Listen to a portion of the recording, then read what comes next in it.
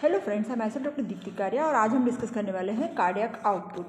ठीक है, सबसे पहले मेरे सभी नोट्स आपको वैसे इस एप्लीकेशन में मिल जाएंगे और साथ में मेरी बुक फिजियोलॉजी नोट्स भी अवेलेबल है, जिसमें भी आपको मेरे पूरे नोट्स मिल जाएंगे। दोनों की लिंक्स डिस्क्रिप्शन बॉक्स में दी हुई है। ठीक है, हाँ चलो अभी फटाफट से आज का टॉपिक स्टार्ट कर रहे हैं। कार्डियक आउटपुट डेफिनेशन से स्टार्ट कर रहे हैं। कार्डियक आउटपुट की डेफिनेशन सबसे पहले तो कार्डियक आउटपुट का मतलब क्या है? हमारा हार्ट जो 1 मिनट में जो ब्लड पंप कर रहा है उसे कहते हैं कार्डियक आउटपुट। ठीक है, कितना ब्लड पंप करेगा? 5 to 6 लीटर्स पर मिनट। तो हमारा कार्डियक आउटपुट हो गया 5 to 6 लीटर्स पर मिनट। ठीक है, सेकेंड है वीनस रिटर्न। वीनस रिटर्न मतलब हमारे हार्ट के पास जितना ब्लड आएगा वही तो वो पंप करेगा। तो वीनस रिटर्न मतलब कितना ब्लड हार्ट के पास आ रहा है, दैट इज वीनस रिटर्न। ठीक है, कोई भी हेल्दी इंडिविजुअल को ले लो तो उसमें जितना वीनस रिटर्न होगा उतना ही कार्डियक आउटपुट होगा। मतलब 5 लीटर उसके पास आएगा तो वो 5 लीटर पंप करेगा। ठीक है, दूसरी एक डेफिनेशन है स्ट्रोक वॉल्यूम। स्ट्रोक वॉल्यूम मतलब हम बोलते हैं ना कि सचिन ने या विराट कोहली ने अच्छा स्ट्रोक मारा, मतलब एक स्ट्रोक में एक बार वंस, तो एक बार में कितना ब्लड हार्ट पंप कर रहा है जिसे कहते हैं स्ट्रोक वॉल्यूम। तो हमारा स्ट्रोक वॉल्यूम आ जाएगा 70 to 80 ml। ठीक है, एक बीट में। ठीक है, अभी कार्डियक आउटपुट कैसे कैलकुलेट करेंगे? एक बीट में कितना स्ट्रोक है और एक कितनी बीट से 1 मिनट में। तो दोनों का अगर मल्टीप्लिकेशन करेंगे तो हमें मिलेगा 5 to 6 लीटर। ठीक है, एक और इम्पॉर्टेंट बात, हमारा जो राइट और लेफ्ट वेंट्रिकल है, दोनों राइट और लेफ्ट वेंट्रिकल का आउटपुट है हमेशा हेल्दी इंडिविजुअल में इक्वल रहेगा। ठीक है, ये कैसे होगा? क्योंकि हमारा जो राइट और लेफ्ट साइड का जो हार्ट है वो सीरीज में काम करता है। ठीक है, अभी कौन से फैक्टर्स है जो हमारे कार्डियक आउटपुट को अफेक्ट करते हैं? तो सबसे पहला तो होगा स्ट्रोक वॉल्यूम। जितना एक स्ट्रोक में अगर वो पंप करेगा तो ही वो कार्डियक आउटपुट बनाएगा। ठीक है, तो स्ट्रोक वॉल्यूम एक सबसे पहला फैक्टर आ जाएगा। ठीक है, स्ट्रोक वॉल्यूम किसके ऊपर डिपेंड कर रहा है? तो एंड डायस्टोलिक वॉल्यूम, मतलब एक डायस्टोल के एंड में कितना वॉल्यूम आएगा, जितना वॉल्यूम बचेगा वही तो वो पंप करेगा। ठीक है, तो एंड डायस्टोलिक वॉल्यूम हमारा बन जाएगा स्ट्रोक वॉल्यूम। ठीक है, एंड डायस्टोलिक वॉल्यूम में से हम जब एंड सिस्टोलिक वॉल्यूम इजेक्ट करेगा तो that is your stroke volume. तो end diastolic minus end systolic is equal to stroke volume. मतलब डायस्टोल मतलब रिलैक्सेशन के एंड में कितना है और कॉन्ट्रैक्शन के एंड में कितना है, तो इतना जो दोनों का डिफरेंस है वो इजेक्ट हो रहा है। ठीक है, तो ये हो गया हमारा 70 to 80 ml आ रहा है। दूसरा फैक्टर आएगा हमारा हार्ट रेट। हार्ट रेट जो है वो बीट्स पर मिनट में कैलकुलेट करते हैं। तो हार्ट रेट जो हमारा नॉर्मल कंडीशन में, नॉर्मल हार्ट रेट कभी कोई 72 नहीं बताएगा, वो आएगा 60 to 100 बीट्स पर मिनट। ठीक है, और हार्ट रेट इंक्रीज होगा तो कार्डियक आउटपुट इंक्रीज हो रहा है, पर वो थोड़ी लिमिट तक, उसके बाद नहीं, क्योंकि हार्ट रेट अगर और भी बढ़ता जाएगा तो हार्ट को रिलैक्स होने में टाइम कम मिलेगा, डायस्टोल का टाइम कम मिलेगा और डायस्टोल कम मिलेगा तो फिर वो उसका स्ट्रोक वॉल्यूम कम हो जाएगा। ठीक है, तो हार्ट रेट भी दूसरा फैक्टर है। तीसरा फैक्टर इंपॉर्टेंट आएगा वीनस रिटर्न। वीनस रिटर्न मतलब जितना ब्लड हमारे हार्ट के पास आ रहा है उतना ही तो वो पंप करेगा, तो वेन में से जितना आ रहा है उतना ही हमारा कार्डियक आउटपुट बनेगा। Third factor. ठीक है, तो ये 3 फैक्टर इंपॉर्टेंट है। एक हमारा हो गया स्ट्रोक वॉल्यूम, सेकंड हो गया हार्ट रेट, थर्ड हो गया वीनस रिटर्न। ठीक है, अभी नेक्स्ट एक और डेफिनेशन बहुत इंपॉर्टेंट है जो है कार्डियक इंडेक्स। कार्डियक इंडेक्स मतलब क्या? एक मिनट, यहाँ पे आएगा कार्डियक इंडेक्स। ठीक है, तो कार्डियक इंडेक्स का मतलब है ये यहाँ पे, ओके। तो कार्डियक इंडेक्स का डेफिनेशन करते हैं, cardiac output per square metre body surface area. तो हमारा जो कार्डियक आउटपुट है divided by body surface area in square metre. तो cardiac output divided by body surface area जिसे कहते हैं कार्डियक इंडेक्स। तो amount of blood pumped by heart per ventricle per minute per square metre of body surface area. ठीक है, normal value कितनी आएगी इसकी? 3.2 लीटर पर मीटर स्क्वायर पर मिनट। ठीक है, तो cardiac index is equal to cardiac output divided by body surface area.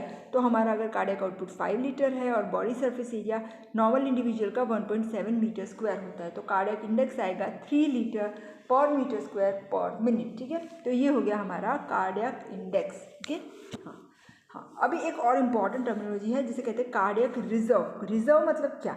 हमारी जो मैक्सिमम कैपेसिटी, हम कितना कार्डियक आउटपुट बढ़ा सकते हैं, highest amount of blood that can be pumped bye ventricle in excess of normal cardiac output, ठीक है। तो ये एक्सप्रेस होता है हमेशा से परसेंटेज में। तो हेल्दी इंडिविजुअल में जो कार्डियक इंडेक्स है ना, उसके परसेंटेज होते हैं 300 to 400%, ठीक है। ओल्ड एज में ये कम होता रहता है 200 to 250, और एथलीट में होगा और ज़्यादा 500 to 600%। नॉर्मल वैल्यू इसकी है 300 to 400%, मतलब 3 to 4 टाइम्स हो गया ना। तो 5 लीटर से 3 to 4 टाइम्स मतलब 15 to 25 लीटर्स पर मिनट हम इंक्रीज़ कर सकते हैं, ठीक है। और ये मैक्सिमम होगा कब, हैवी एक्सरसाइज करेंगे तब। और एथलीट में तो ये 20 to 40 लीटर्स पर मिनट तक बढ़ सकेगा, ठीक है। तो इसे कहते हैं रिजर्व कैपेसिटी। हाँ, अभी कौन से फिजियोलॉजिकल फैक्टर्स हैं जो हमारे कार्डियक आउटपुट को चेंज करते हैं। सबसे पहला आएगा एज। तो चिल्ड्रन जो है इसमें बॉडी सरफेस एरिया कम होता है, कार्डियक आउटपुट कम आएगा। सपोज चाइल्ड है तो उसका तो ब्लड वॉल्यूम ही 5 लीटर नहीं होगा, तो उसमें 5 लीटर कार्डियक आउटपुट नहीं आएगा, ठीक है। पर कार्डियक इंडेक्स इसका सेम आएगा और मे बी ज़्यादा भी हो सकता है, ठीक है।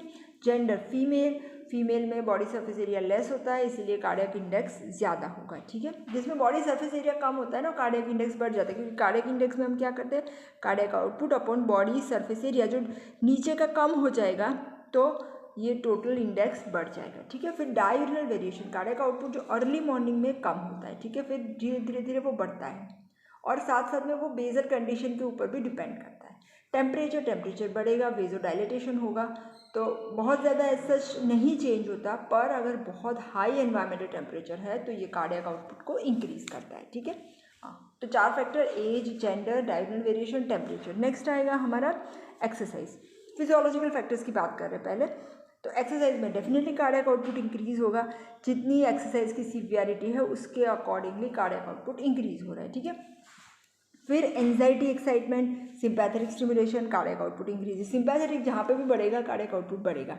After food intake cardiac output increases 30% तक। प्रेगनेंसी में 45 to 60% कार्डियक आउटपुट इंक्रीज हो रहा है, ठीक है, क्योंकि ब्लड का वॉल्यूम बढ़ेगा। हाई एल्टीट्यूड पे हाइपोक्सिया है। हाइपोक्सिया हमारे एड्रीनालिन के रिलीज को बढ़ाता है और इसकी वजह से कार्डियक आउटपुट इंक्रीज हो रहा है, ठीक है।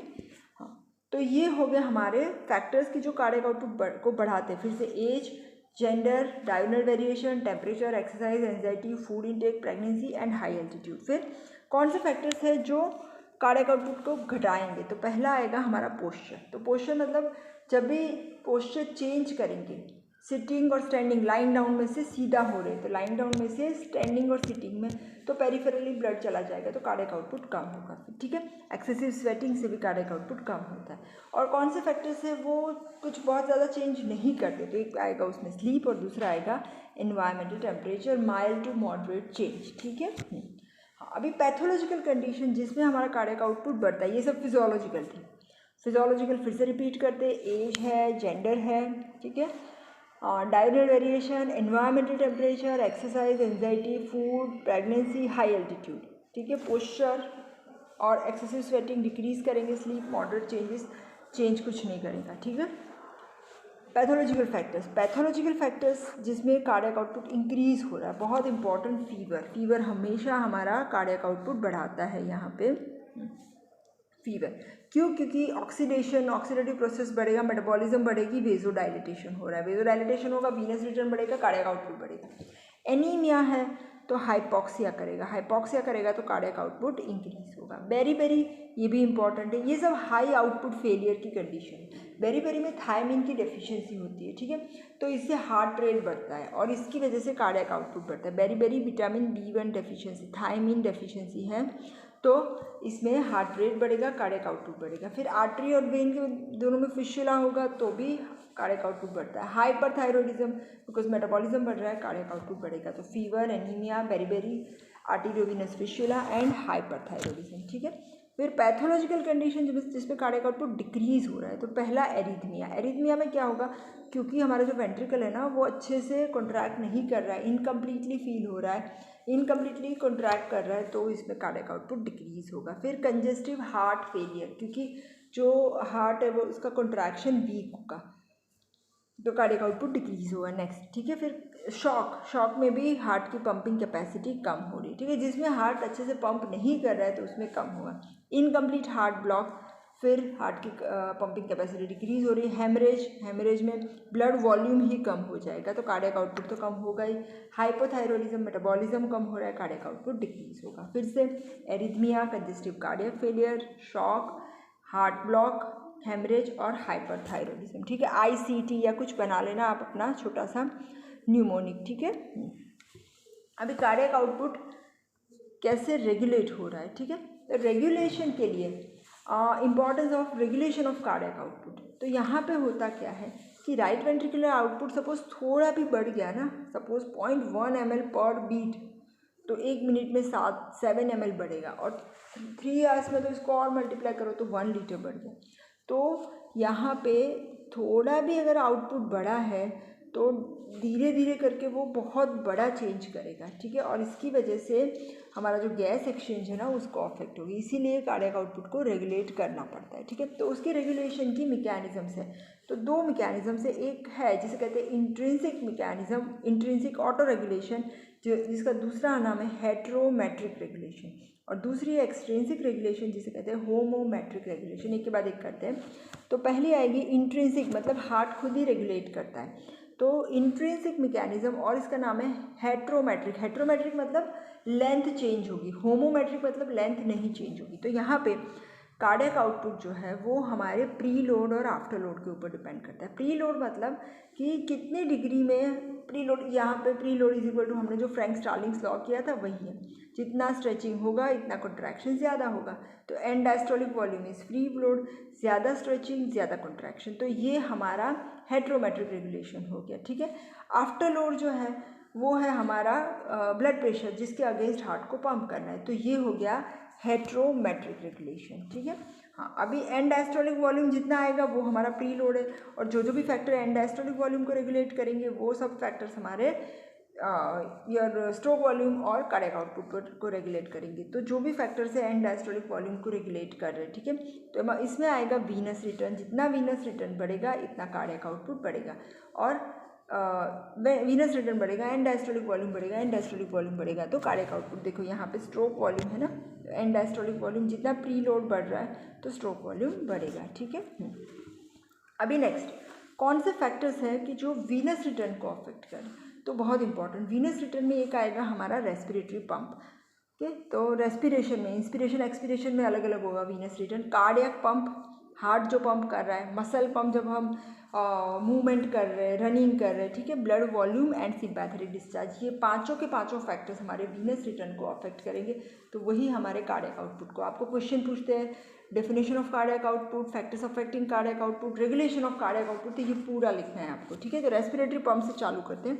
रेस्पिरेटरी पंप में होता क्या है, यहाँ पे जब हम रेस्पिरेशन कर रहे हैं ना, तो at the end of expiration जो हमारा प्रेशर होता है ना वो -2 मिलीमीटर ऑफ मर्क्यूरी होता है। ठीक है, तो इंस्पिरेशन के टाइम पे ये जो इंट्राथोरेसिक प्रेशर होता है, इंट्राप्लूरल प्रेशर, वो -5 मिलीमीटर ऑफ मर्क्यूरी है। ठीक है, तो अगर प्रेशर जब इंस्पिरेशन है ना तब जब बढ़ता है ज़्यादा नेगेटिव होता है, बढ़ता मतलब ज़्यादा नेगेटिव होता है, तो हमारा जो लार्ज वेन के ऊपर जो इंस्पिरेशन होगा तो इंट्रा प्लूरल प्रेशर ज़्यादा नेगेटिव होगा ना।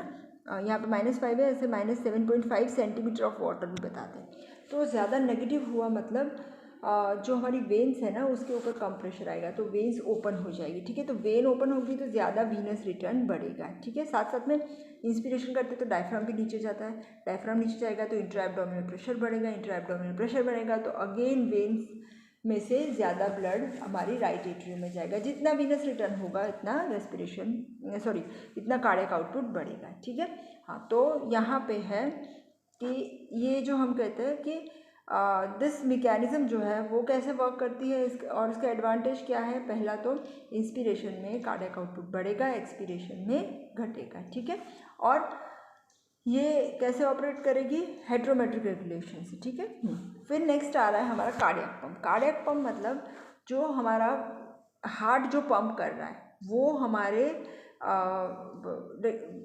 जो कार्डियक आउटपुट को अफेक्ट कर रहा है। इसके दो मैकेनिज्म है, एक तो वाइस फ्रंटो, दूसरा है वाइस टर्गो। यहाँ पे तो कार्डियक पंप जो है तो इसमें क्या है, वीनस रिटर्न बढ़ेगा तो कार्डियक आउटपुट बढ़ेगा। इसमें दो मैकेनिज्म है, वाइस टर्गो, दूसरा है वाइस फ्रंटो। वाइस टर्गो मतलब पुश फ्रॉम बिहाइंड, मतलब हमारा हार्ट जितना कॉन्ट्रैक्ट करेगा इतना ज़्यादा कार्डियक आउटपुट होगा, पीछे से धक्का मारना है, ठीक है। और साथ साथ में हमारी जो वेसल है ना उसकी विंड केसल्स इफेक्ट होती है, इलास्टिक वेसल्स होती है, तो जैसे ही वो अंदर ब्लड आएगा तो वो इलास्टिसिटी की वजह से वो प्रेशर जो ब्लड एंटर्स जो वेन्यूल में होता है वो हाई प्रेशर से होगा, वो ज़्यादा राइट एट्रियम में आएगा, ठीक है। तो ये हो गया वाइस ऑफ टर्बो। दूसरा है वाइस ऑफ फ्रंटो। फ्रंटो मतलब कि फोर्स जो इन फ्रंट से एक्ट कर रहा है, ठीक है। तो इसमें दो और कंपोनेंट होते हैं, एक तो हमारा वेंट्रिकुलर सिस्टोलिक सक्शन और डायस्टोलिक सक्शन। मतलब जब वेंट्रिकल सिस्टोल में होता है, ठीक है, तो वेंट्रिकल कॉन्ट्रैक्ट कर रहा है, ठीक है,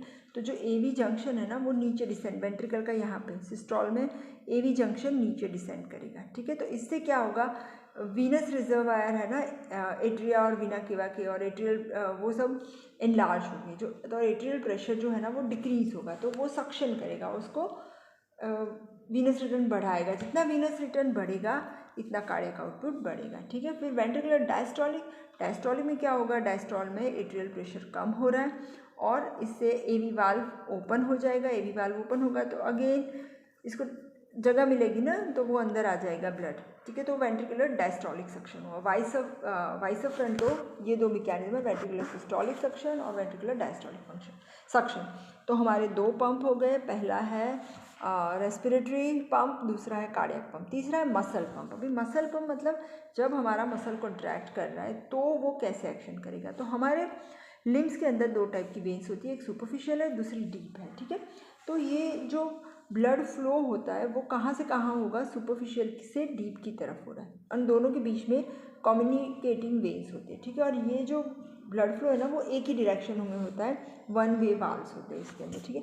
तो जैसे ही हमारा मसल कॉन्ट्रैक्ट कर रहा है, जब हम रनिंग कर रहे हैं या वॉकिंग कर रहे हैं, तो ये जो वेन्स है ना वो कंप्रेस हो रही है, कंप्रेस होती है ना यहाँ से, तो ये जो है ना वो उसको प्रेशर करके ब्लड को ऊपर पुश करेगी और जितना ब्लड ऊपर जाएगा वो वीनस रिटर्न को बढ़ाएगा, ठीक है।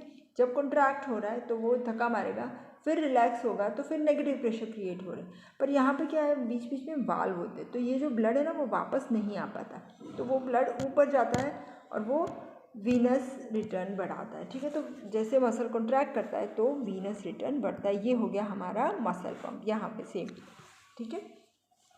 तीन पंप हो गए, respiratory pump, cardiac pump, muscle pump. और ये जो वेरिकोज वेन्स होती है ना, वेरिकोज वेन्स में होता क्या है कि जो लोग बहुत लंबे टाइम तक खड़े रहने का जिनका प्रोफेशन होता है, जैसे नर्सिस है, सर्जन्स है, ट्रैफिक पुलिस है, तो इन सब में होता क्या है, इन सब में ये जो वाल्व्स होता है ना उसका काम कम हो जाता है, वाल्व्स लूज हो जाते हैं, जैसे बोल सकते हैं इनकॉम्पिटेंट हो जाते हैं, तो ये जो ब्लड है ना वो ऐसे नीचे चला जाएगा, तो वीनस रिटर्न बढ़ेगा नहीं, तो जो वेन्स होती है ना वो टॉर्चुअस हो जाएगी, है ना, तो जिसे कहते हैं वेरिकोज वेन्स, ठीक है।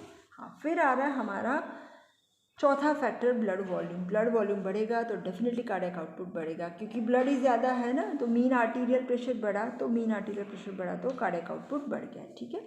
और पांचवा है सिंपैथेटिक। सिंपैथेटिक डेफिनेटली हमारे हार्ट रेट को बढ़ाएगा, फोर्स ऑफ कॉन्ट्रैक्शन को बढ़ाएगा, वेजो कंस्ट्रिक्शन भी करेगा, वीनो कंस्ट्रिक्शन भी करेगा, तो हमारा कार्डियक आउटपुट बढ़ जाएगा, ठीक है। और सिंपैथेटिक डिस्चार्ज डिक्रीज हो रहा है तो अगेन वीनस रिटर्न डिक्रीज होगा। छठा फैक्टर है बॉडी पोजीशन। फिर से हम लोग सभी फैक्टर्स एक बार कर लेते। पहला मैंने करवाया था रेस्पिरेटरी पंप, दूसरा था कार्डियक पंप, तीसरा मसल पंप, चौथा ब्लड वॉल्यूम, पांचवा सिंपैथेटिक। एक और भी है बॉडी पोजीशन। बॉडी पोजीशन का क्या रोल है, बॉडी पोजीशन जब हम लाइंग डाउन पोजीशन में होते हैं ना तो सब कुछ हार्ट के लेवल पे होता है, तो ग्रेविटी का कोई इफेक्ट नहीं होता, पर जब हम स्टैंडिंग में होते हैं ना तो ग्रेविटी का इफेक्ट आएगा, ठीक है। तो पेरिफेरल पूलिंग होगा ब्लड का, ओके। फिर हाँ, इसमें ऐसा भी बोलते हैं कि जितना 1 सेंटीमीटर हम ऊपर जाते हैं ना इतना प्रेशर 0.77 mmHg कम होता है ना, 1 सेंटीमीटर ऊपर जाने से, और 1 सेंटीमीटर नीचे जाने से वो बढ़ता है, ठीक है। तो ये पोजीशन का इफेक्ट है। फिर वेंट्रिकुलर डिस्टेंसिबिलिटी और कॉम्प्लायंस, मतलब हमारा जो वेंट्रिकल है ना वो स्ट्रेचेबल होता है, कॉम्प्लायंट होता है, तो इससे होगा क्या, वो एकोमोडेट करेगा ब्लड। तो एंड डायस्टोलिक वॉल्यूम हमारा रहेगा 130 ml, और ये जो एंड डायस्टोलिक वॉल्यूम है वो कार्डियक आउटपुट डिटरमाइन करता है, ठीक है। और जैसे पैथोलॉजिकल कंडीशन है, जैसे पेरिकार्डियल इफ्यूजन है, इसमें वेंट्रिकल हमारा रिलैक्स नहीं हो पाता, क्योंकि वेंट्रिकल के आजू बाजू फ्लूइड आ जाता है, तो इसके अंदर हमारा क्या होगा, कॉम्प्लायंस कम हो जाएगा, ठीक है। फिर दूसरी कंडीशन मायोकार्डियल इन्फार्क्शन, इसमें भी जो हार्ट है वो फाइब्रोटिक हो जाते हैं, नेक्रोटिक हो जाते हैं, तो इसमें भी कंप्लायंस कम हो जाएगा। कार्डियक टेम्पोनेट वही है पेरिकार्डियल इफ्यूजन में, ठीक है। तो एंड डायस्टोलिक वॉल्यूम डिक्रीज करेगा और कार्डियक आउटपुट भी डिक्रीज होगा पैथोलॉजिकल कंडीशन में, ठीक है। हाँ, अभी फ्रैंक स्टार्लिंग्स लॉ तो हमने कर लिया, हेट्रोमेट्रिक रेगुलेशन था, प्री लोड बढ़ रहा है, एंड डायस्टोलिक वॉल्यूम बढ़ेगा तो कार्डियक आउटपुट बढ़ेगा। फ्रैंक स्टार्लिंग्स लॉ आप सबको पता है, within the physiological limits force of contraction is directly proportionate to initial length of muscle fibre, ठीक है। और ये जो है वो विद इन फिजियोलॉजिकल लिमिट है, मतलब हमारा अगर कार्डियक अगर हमारा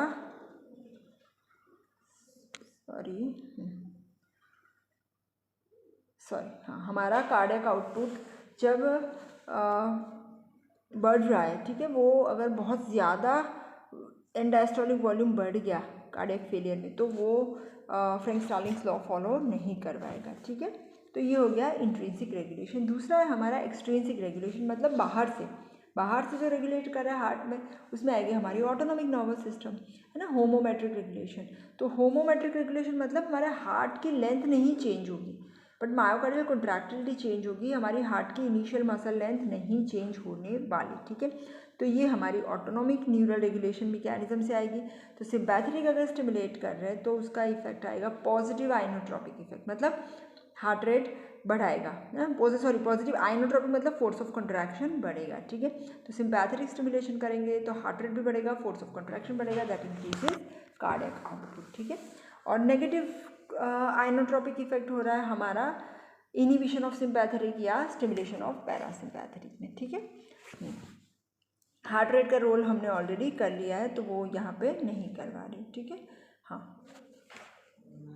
फोर्सफुल ये this is all not much important, ठीक है। तो यहाँ पे हमारा regulation of cardiac output complete हो रहा है, ठीक है। चलो एमसीक्यूज कर लेते हैं। यहाँ पे टाइमर रखा हुआ है तो आपको टाइमर के हिसाब से कंप्लीट करना है। Which of the following about the cardiac output is correct? Not necessarily increase heart rate, increases 50 liters per minute in exercise, proportional to blood pressure, proportionally fall with increase in the heart rate. Which of the following about is correct?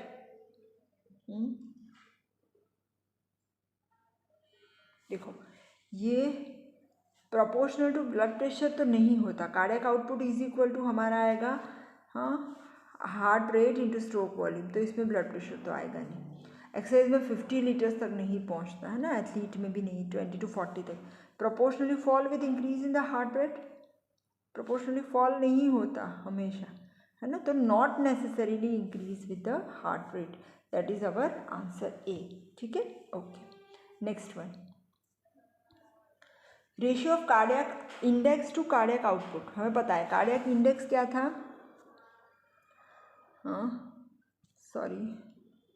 Cardiac index था हमारा, cardiac index is equal to cardiac output upon body surface area. तो ये बनाएगा हमारा 3.1 litre और cardiac output है हमारा 5 litre. तो रेशियो बहुत इजी है, 3:5। कार्डियक इंडेक्स हो गया 3, कार्डियक आउटपुट हो गया 5, ठीक है। तो ये हो गया हमारा ratio of cardiac index to cardiac output, ठीक है। Okay, third one, according to Frank Starling's law cardiac output is increased by, Frank Starling's law क्या था, within physiological limits force of contraction is directly proportionate to initial length of muscle fibre. Initial length कहाँ से decide होगी, हमारे diastole के end में कितना blood है वो हमारी लेंथ डिसाइड करेगा। जितना ज़्यादा ब्लड उतनी लेंथ ज़्यादा, ठीक है। तो लेंथ ज़्यादा हो रही है, that is and diastolic volume, ठीक है। तो ये हमारा आ रहा है, ईजी है। कैटेकोलामाइन से फ्रैंक स्टार्लिंग्स लॉ को कुछ नहीं फर्क पड़ता, एंड सिस्टोलिक से भी नहीं पड़ता, हार्ट रेट से भी नहीं पड़ता, ठीक है। ओके, फिर नेक्स्ट आएगा fourth one, Frank Starling's law implies. हाँ, ये तो पता है हम सबको, फ्रैंक स्टार्लिंग्स लॉ क्या है। Within physiological limits, force of contraction is directly proportional to initial length of muscle fiber. तो क्या होगा इसमें, इनिशियल लेंथ कौन डिस्क्राइब कर रहा है,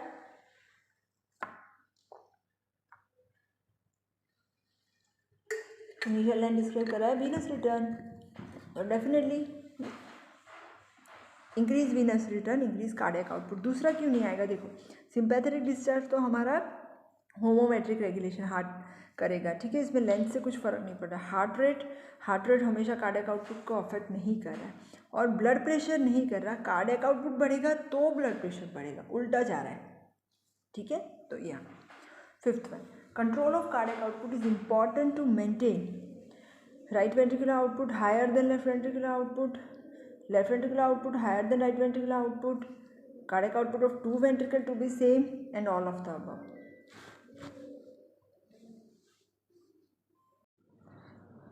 तो हाँ, तो यहाँ पे हमारा आ रहा है डेफिनेटली सी, दोनों वेंट्रिकल का आउटपुट एग्जैक्टली सेम होना चाहिए, ठीक है, so that is C. Sixth one, increase venous return leads to increase cardiac output by the way of Frank-Starling's mechanism. Which of the following is not true? Increase end-diastolic sarcomeal length, increase myocardial tension during systole, increase stroke volume, decrease end-diastolic volume, ठीक है। ये देखो venous return जब बढ़ रहा है तो cardiac output बढ़ेगा। क्यों बढ़ेगा? क्योंकि एंड डायस्टोलिक लेंथ बढ़ेगी, ठीक है, टेंशन भी बढ़ेगा, स्ट्रोक वॉल्यूम भी बढ़ेगा, क्योंकि बढ़ ही रहा है, घटना तो कुछ है ही नहीं यहाँ पे। क्यों घट रहा है? तो ये वाला नॉट ट्रू है, तो नॉट ट्रू हमारा हो गया डिक्रीज एंड डायस्टोलिक वॉल्यूम, वो ट्रू नहीं है, ठीक है, ओके फाइन। डी फिर आ रहा है होमोमेट्रिक रेगुलेशन ऑफ कार्डियक आउटपुट। होमोमेट्रिक मतलब हमारा लेंथ चेंज नहीं हो रहा है, ठीक है, इसे कहते हैं होमोमेट्रिक। हेट्रोमेट्रिक मतलब लेंथ चेंज हो रहा है, ठीक है। तो लेंथ, ये देखो इसका मीनिंग हो गया ना, तो ये हो गया होमोमेट्रिक में हमारा ऑटोनॉमिक नर्वस आया सिस्टम आएगा, तो इंडिपेंडेंट नहीं होगा ये, ठीक है, गवर्न बाय हार्ट रेट। हाँ, तो होमोमेट्रिक में हार्ट रेट कहाँ आया? क्योंकि हार्ट रेट चेंज होगा तो ये हेट्रोमेट्रिक में आएगा। Independent of resting length and govern by Frank Starling's law, तो फ्रैंक-स्टार्लिंग्स लॉ भी हमारा हेट्रोमेट्रिक है, ठीक है। तो ये हमारा आ रहा है आंसर नंबर सी आ रहा है, ठीक है, ओके हाँ, ठीक है। तो होमोमेट्रिक मतलब depend on the cardiac innervation, तो इंडिपेंडेंट नहीं होगा। होमोमेट्रिक मतलब लेंथ नहीं चेंज होने वाली, ठीक है, ओके। फिर आ रहा है हमारा 8, all of the following factors increase cardiac output except, देखो प्रेगनेंसी में वो बढ़ता है, ठीक है, एंजाइटी से भी बढ़ता है, एक्सरसाइज में भी बढ़ता है, तो अभी रह गया क्या? स्लीप, है ना, स्लीप में बहुत ज़्यादा चेंज नहीं होता है, ठीक है। तो यहाँ जल्दी आज ख़त्म हो रहा है, ईजी वाला है, ठीक है। 9th one, myocardial contractility is increased by all except catecholamines, vagus stimulation, xanthine, digitalis। ये आई थिंक थोड़ा सा क्वेश्चन हमने एलिब्रेट नहीं किया है, यहाँ पे मैं समझा देती हूँ। तो देखो कैटेकोलामाइंस तो इंक्रीज करेगा डेफिनेटली, वेगस स्टिमुलेशन पैरासिम्पैथेटिक है तो वो नहीं करेगा। xanthine और डिजिटालिस ये दो हम नेक्स्ट लेक्चर में करने वाले, ये दोनों भी हमारे मायोकार्डियल की कॉन्ट्रैक्टिलिटी को बढ़ाता है। डिजिटालिस है ना, वो कैल्शियम जो कैल्शियम है ना उसका लेवल बढ़ाएगा। xanthine हमारा साइक्लिक एएमपी के ऊपर अफेक्ट करता है, दोनों मिलकर मायोकार्डियल कॉन्ट्रैक्टिलिटी को बढ़ाते हैं, ठीक है।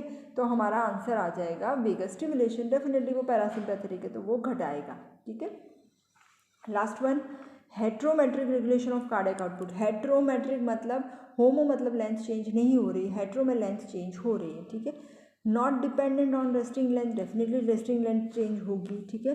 Dependent on parasympathetic stimulation, sympathetic parasympathetic हमेशा होमोमेट्रिक में आएगा, ठीक है, तो ये भी नहीं आएगा।